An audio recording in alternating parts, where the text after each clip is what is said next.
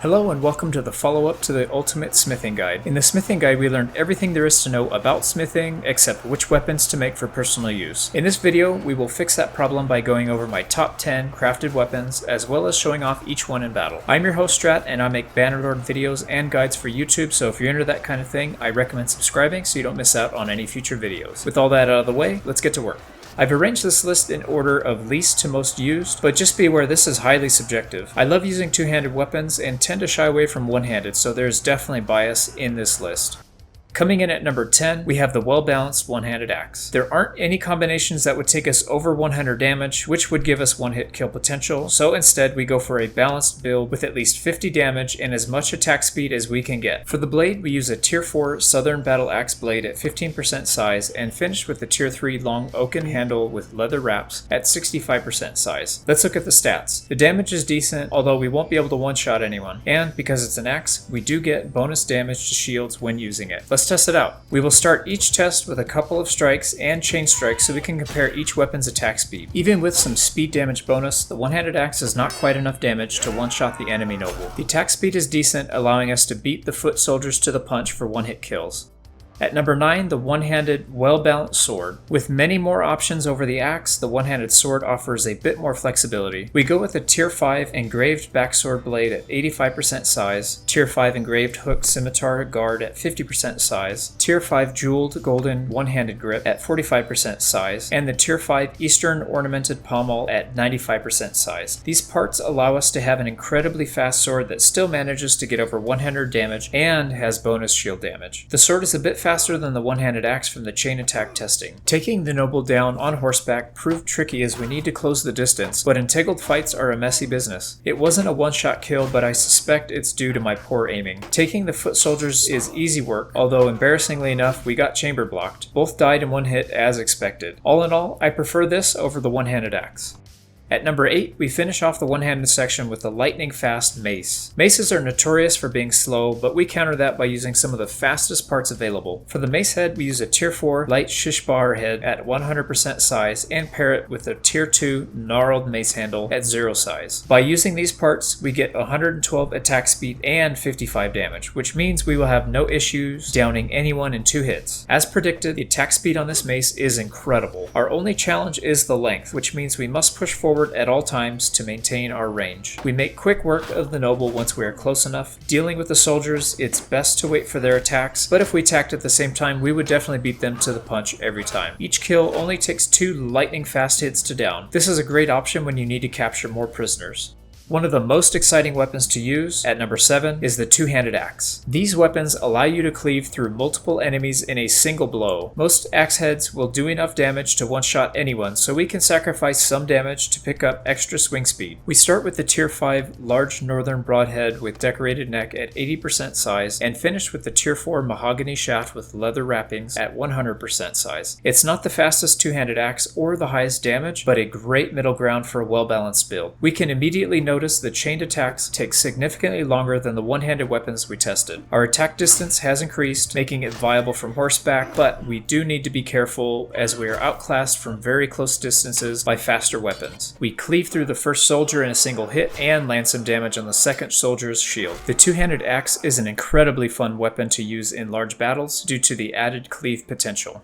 Our first polearm comes in at number 6. The polearm is the Swiss Army knife of Bannerlord weapons, filling several roles in a single weapon platform. For this weapon, we focus on weapon reach and the ability to couch and spear brace. We start with a tier 5 thin, fine steel hewing spearhead at 100% size, add a tier 4 eastern double spear wings at 100%, a tier 3 reinforced long pine shaft at 70%, and a tier 5 spiked round spear pommel at any size. While very heavy at 2.31, it boasts an incredible reach of 255 and the ability to both couch and brace. It's quite apparent how slow the thrust speed is on this weapon. For mounted combat, this isn't a sticking point, but if you do get dismounted, be sure to have a backup weapon. The couch lance hit is devastating, ensuring a kill on even the most armored opponents. Taking out spearmen who are on foot is challenging, but with patience, our long spear will clean them up nicely. This weapon is a must-have for any prolonged mounted engagement.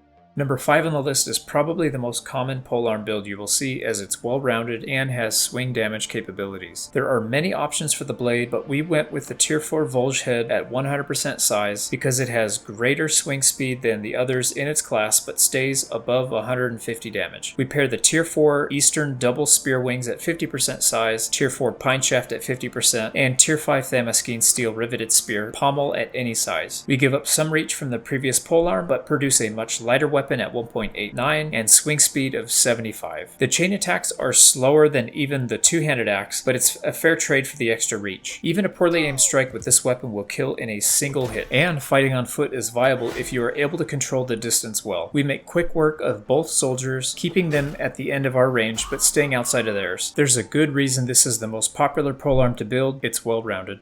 Are you tired of spending focus points in more than one melee category, but want the flexibility of using a spear on horse and a devastating two-hander on foot? Then number 4 is the weapon for you. We start with the other Tier 4 Volge head at 0%, add in the Tier 4 double hung hooks with fur covering at 0%, the Tier 3 short pine shaft at 0%, and the Tier 4 riveted spear pommel at 0%. It's heavy at 1.8, but still boasts 92 swing speed and an incredible 185 swing damage. Right away we can see the difference in attack speed from the previous polearm, much faster. We gave up a significant amount of reach for it though, so mounted combat isn't recommended here. Against foot soldiers, it's immediately apparent that this weapon is devastating, sending both troops to their demise in less than 1 second. If you leveled polearm but wanted something better for sieging or on foot, then this polearm is perfect.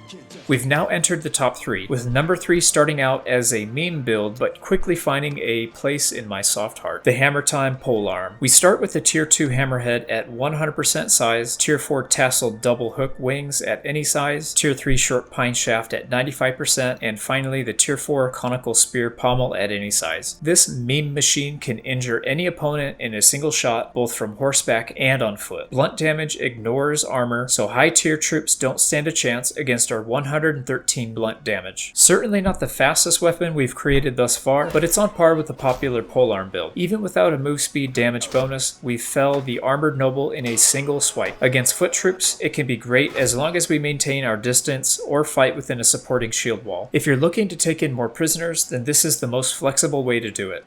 Number 2 looks like it should have been in a Final Fantasy game, the max damage two-handed sword. We start with the Tier 4 pointed falchion blade at 100% size, add in the Tier 5 bronze falx guard at 100%, Tier 5 bolted southern two-handed grip at 100%, and the Tier 5 Fian's pommel at 100%. With 169 damage and 83 swing speed, this beast will strike fear in even the most steady of enemies. Despite its bulky size and length, it still has a reasonable attack speed. Mounted kills are satisfyingly easy as the weapon length is 138. On foot, it's maneuverable enough to be used in close quarters. This poor guy blocked overhead, but because of the extreme damage, our crush through attack still one-shot him. If the looks of this blade aren't enough for the second slot, then the extreme damage is.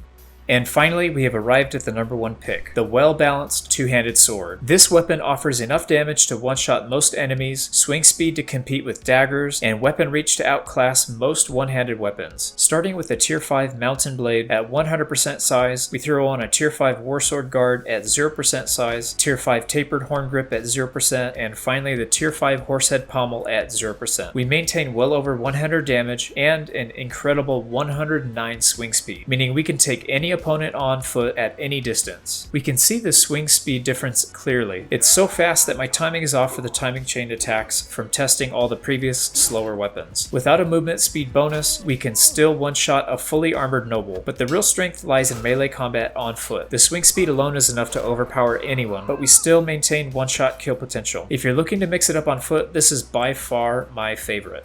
I couldn't help myself. I had to include some bonus weapons, so here we go. The best javelin in the game starts with a Tier 5 thin, fine steel hewing spearhead at 100% size, a Tier 4 riveted spearhead reinforcement at 100%, a Tier 3 mahogany javelin shaft at 100%, and the Tier 5 spiked round spear pommel at any size. With a whopping 141 missile pierce damage and 5 spears in the stack, it's almost a guaranteed 5 kills at least. Switching to melee mode, we can see this javelin outclasses the thrusting polearms we've made earlier. With some fun perks, we can pierce through the strongest shields and still manage a kill on one hit. The ragdoll is a little over the top, but I think it's hilarious. Switching to melee mode is definitely viable since we have fast attack speed and only need 2 thrusts to kill. If you are using a throwing focused character, these are a must.